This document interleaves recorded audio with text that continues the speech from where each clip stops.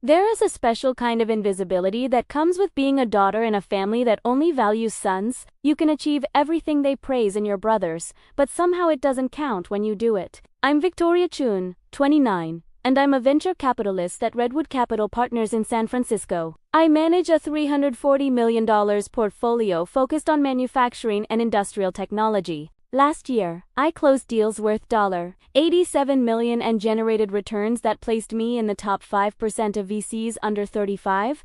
My father has no idea. Richard Chun, 61, is the founder and CEO of Chun Precision Manufacturing, a mid-sized company in San Jose that produces high-precision components for aerospace and medical device companies. He built it from nothing 32 years ago, and it's his entire identity. The company is currently valued at approximately $45 million.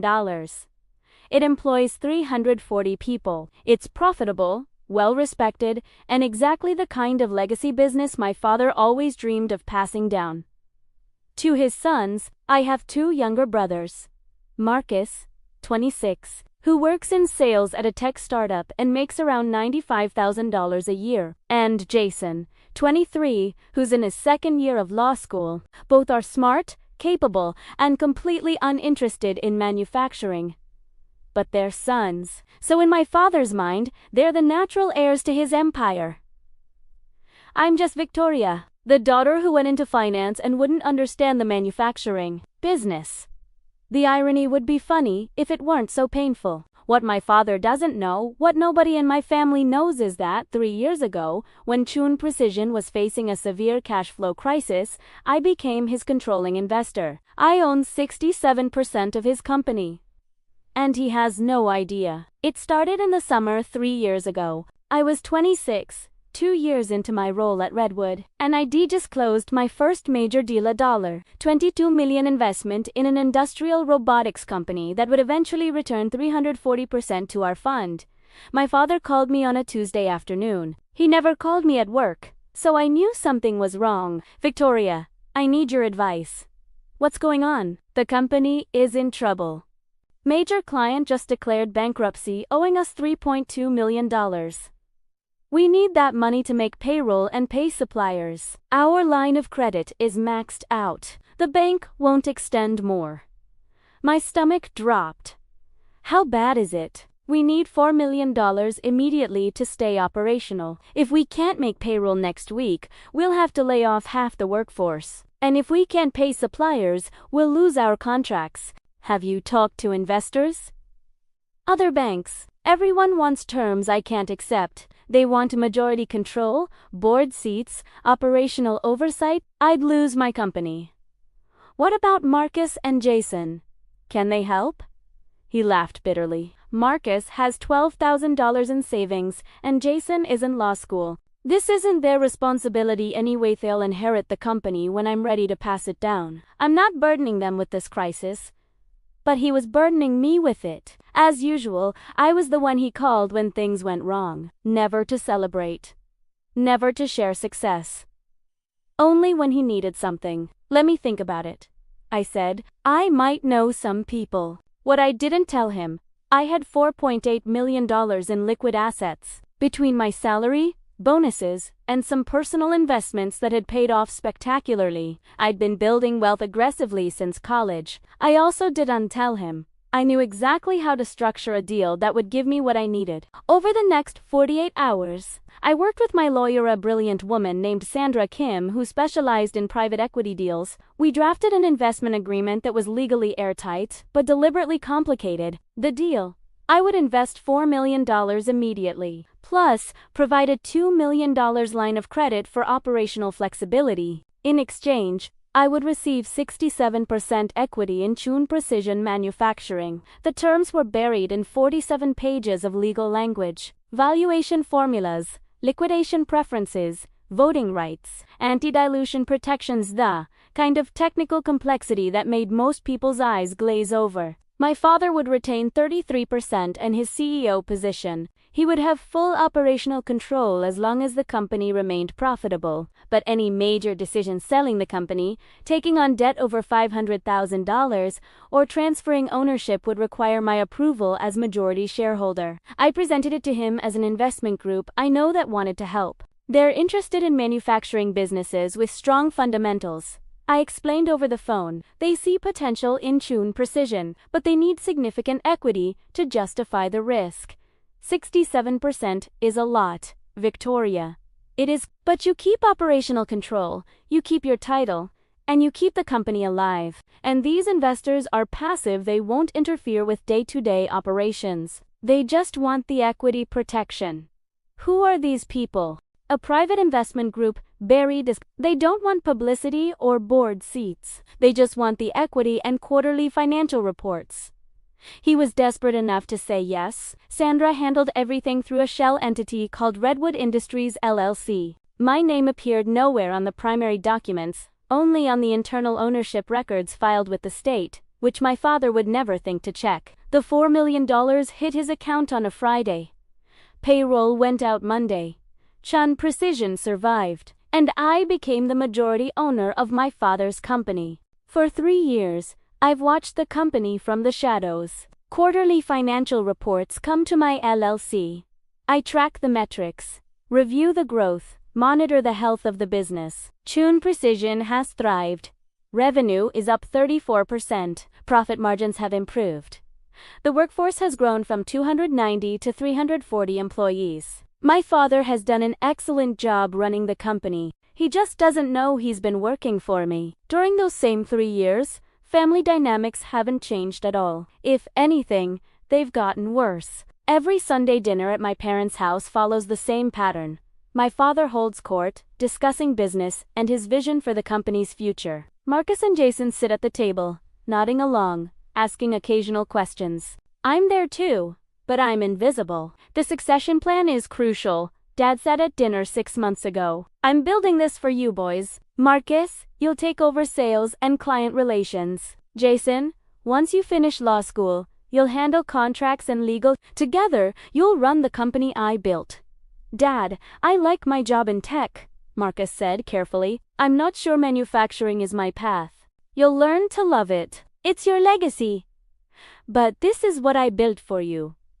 For my sons, the Chun family business passed from father to sons. He said it with such conviction, such certainty, like it was a law of nature. I took a sip of wine and said nothing. My mother, Susan, occasionally tried to include me. What about Victoria? She understands business. Victoria works in finance. That's different. Manufacturing is hands-on, practical. It requires a certain mindset that he paused, searching for diplomatic words. That women aren't typically suited for. No offense, sweetheart. None taken, I said quietly. Because what would be the point? He'd made up his mind decades ago. Daughters were for supporting roles. Sons were for legacy. The crisis came 3 weeks ago. Dad called a special board meeting. Chun Precision's board consisted of my father, his longtime CFO Paul Harrison, his head of operations Linda Martinez, and 2 outside advisors, both old friends from his industry network. The purpose of the meeting, to discuss succession planning and begin formally transitioning ownership to Marcus and Jason. I'm going to start stepping back, Dad announced. I'm 61. I want to enjoy life while I'm healthy. The boys are ready to take over. Richard, are you sure? Paul looked concerned. Marcus has no manufacturing experience, and Jason isn't even out of law school. They'll learn. That's what I did. Besides, this company is meant for them. It's their birthright. Linda spoke up carefully. What about Victoria? I know she works in venture capital. Doesn't she have relevant expertise? Victoria is very successful in her field, Dad said in that condescending tone that made my blood boil. But finance and manufacturing are completely different. Daughters don't understand business the way sons do. This company needs masculine energy, decisiveness, risk. It's not personal, it's just reality. I was sitting in the corner of the conference room, having been invited as a courtesy since I was family. Nobody expected me to contribute. I stayed silent, my face neutral. So, the plan, Dad continued, is to transfer 45% to Marcus and 45% to Jason over the next 2 years. I'll retain 10% as founder shares. We'll start the paperwork next month. Paul pulled out a calculator. Richard, who currently holds the other 67%, I show you with 33% in our records, but I don't have information on the majority investor.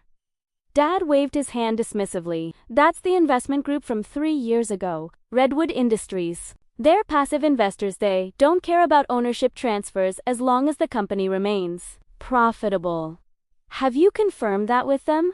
I don't need to. The agreement gives me operational control. Succession planning is operational. Paul looked uncomfortable. Actually, Richard, I should review the investment agreement. Any ownership transfer would technically require majority shareholder approval if it is a material change to company structure. It's fine, Paul. Don't worry about it. But Paul was already pulling up documents on his laptop. I watched him scan through the agreement, the same 47-page document Sandra had drafted 3 years ago. His face went pale. Richard, we need to talk privately. Whatever you need to say can be said here. We're all family or trusted advisors. Sir, this is ... significant.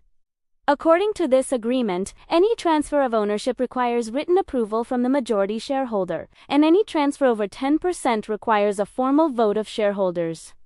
Yes, but, like I said, they're passive, Richard. Paul's voice was strained. Who exactly is Redwood Industries LLC? An investment group Victoria connected me with. Why? Paul turned his laptop around, showing my father the screen. According to the Delaware corporate records, Redwood Industries LLC is wholly owned by Chun Victoria, your daughter. The room went absolutely silent. Dad stared at the screen, his face cycling through confusion, disbelief, and then something that looked like rage. That's impossible. Victoria doesn't have $4 million. She's a junior employee at some investment firm. She's a venture capitalist managing a $340 million portfolio, Paul said quietly. I looked her up. She's one of the top-performing VCs in Silicon Valley. And according to these documents, she invested $4 million 3 years ago in exchange for 67% equity in Chun Precision Manufacturing. Dad's face had gone from red to white. Victoria, everyone turned to look at me. I met my father's eyes calmly. Yes. You, you own my company. I own 67% of the company. Yes, you own 33%. How? Why?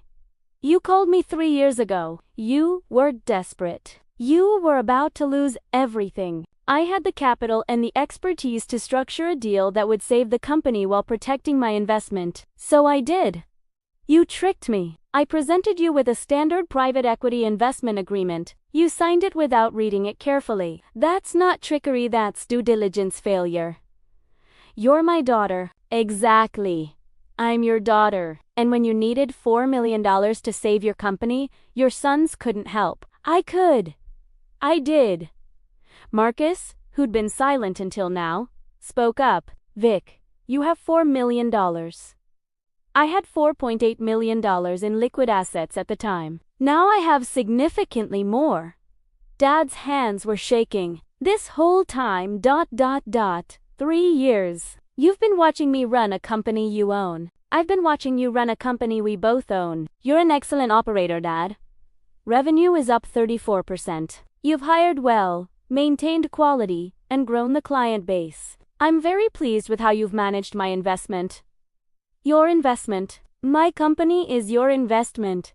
Our company. And yes, my investment. I put in $4 million when no one else would. I took the risk. I structured a deal that let you keep your pride and your position. You've been CEO with full operational control for 3 years. The only thing I own is equity. Linda was staring at me with something like awe. You've been managing hundreds of millions in VC while owning your father's company. Yes. And you never said anything. I didn't see the point. Dad kept the company running. I got my quarterly reports. Everyone got what they needed. Dad found his voice again. But succession, Marcus and Jason, cannot happen without my approval. Any transfer of ownership over 10% requires majority shareholder vote. I'm the majority shareholder. I vote no. You can't do that. This company is meant for my sons. This company is meant to be profitable and well run. Your sons have their own careers. Marcus likes tech sales. Jason wants to be a lawyer. Neither of them wants to run a manufacturing company. Dad, you're trying to force a legacy they don't even want. Marcus cleared his throat. She's right, Dad. I don't want to run the company. You'll learn. I don't want to learn. I like what I do. I'm good at it. Manufacturing isn't my passion. Jason nodded agreement. Same. I respect what you built. But it's not my path. Dad looked between his sons, betrayed. Then back at me. So what? You're going to take my company? I'm not taking anything. I already own it. I've owned it for 3 years. What do you want? I stood up, smoothing my skirt. I want you to keep running the company. You're good at it. But I want recognition for what I've done. I want you to stop dismissing my expertise, because I'm your daughter. And I want you to stop trying to force your sons into roles they don't want. And the ownership stays exactly as it is. You have 33%, I have 67%. When you're ready to retire, we'll discuss what happens next. Maybe I sell my shares back to you at fair market value. Maybe we bring in a professional CEO.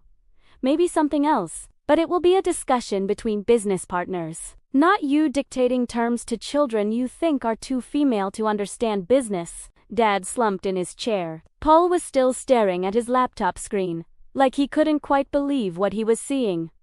Linda had a small smile on her face. Meeting adjourned, Dad said weakly. I left the conference room and drove back to San Francisco. My phone started ringing before I even hit the highway. Dad, Marcus, Jason, Mom. I didn't answer any of them. Instead, I went to my office, closed the door, and sat in silence for 20 minutes.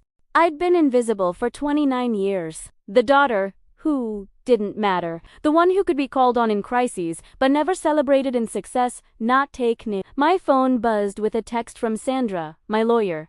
I'm assuming the cat's out of the bag. Call when you're ready to discuss next steps. I texted back, cat's out. Bags destroyed. Let's talk Monday. That evening, I met my girlfriend Emma at our favorite restaurant. She took one look at my face and ordered me a martini before I even sat down.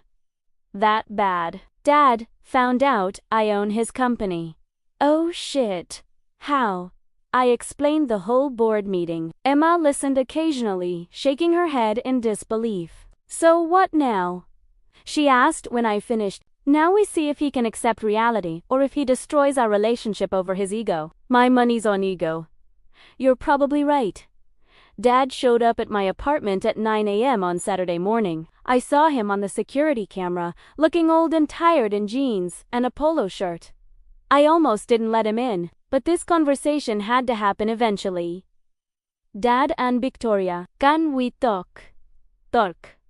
Can we talk? I stepped aside. He came in, looking around my apartment, the modern 2-bedroom in Soma with city views. The expensive furniture.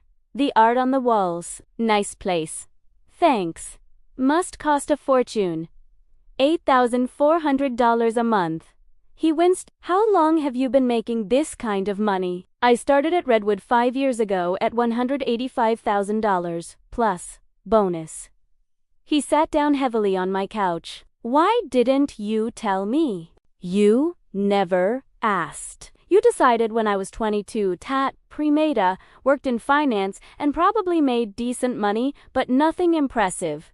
You never asked for details. You never showed interest in my career. You just made assumptions.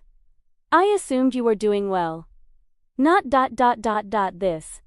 Because I'm your daughter, Daughters don't make this kind of money or have this kind of power. That's what you believe. That's not fair, isn't it? You literally told your board yesterday that daughters don't understand business. You've spent my entire life treating Marcus and Jason like future leaders while treating me like I am playing at career. And the whole time, I've been more successful than both of them combined. He was quiet for a long moment. You're right. I wasn't expecting that. What? You're right. I did assume. I've been assuming your whole life. Your mother told me I was doing it, but I didn't listen. He looked up at me with tired eyes. I built that company for my sons. That was always the plan. Sons inherit the business. That's how my father did it. That's how his father did it. It never occurred to me that my daughter would be the one with the capability and resources to save it, or the one who actually wanted to. Do you want it? I sat down across from him. I don't want to run it. I like what I do, but I do want you to respect what I've built. I want you to see me, Dad, not as the daughter who doesn't understand business, but as the investor who saved your company, and the VC who manages $350 million. I see you now. Do you? Or do you just see the threat to your succession plan? He flinched. Both. I'm trying to see you. It's just hard to reconcile the little girl I remember with the woman who owns my life's work. I'm 29. I haven't been a little girl for a long time. I know. I'm sorry I missed that. We sat in silence. It wasn't comfortable, but it was real. What happens now? He asked finally. You keep running the company. I keep getting my quarterly reports and my equity returns. When you're ready to retire, we figure out transition together. Maybe I buy you out. Maybe we sell to a larger company. Maybe we bring in a professional CEO and keep it in the family as an investment. We have options. And Marcus and Jason, give them what they actually want, not what you think they should want. Marcus wants to stay in tech. Jason wants to practice law. Support them in that.